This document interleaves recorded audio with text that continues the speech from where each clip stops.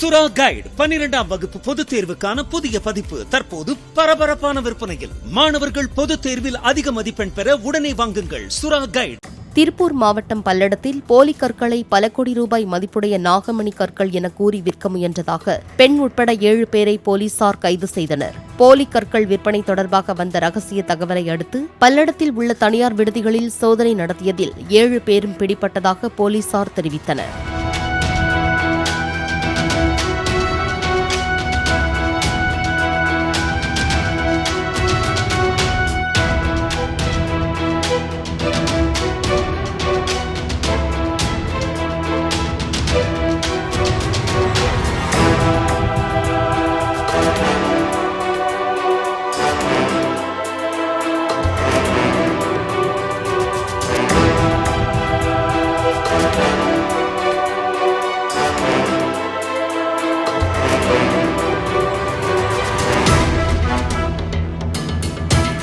சுறா கைடு 12ஆம் வகுப்பு பொதுத் தேர்வுக்கான புதிய பதிப்பு தற்போது பரபரப்பான விற்பனையில். மாணவர்கள் பொதுத் தேர்வில் அதிக மதிப்பெண் பெற உடனே வாங்குங்கள் சுறா கைடு.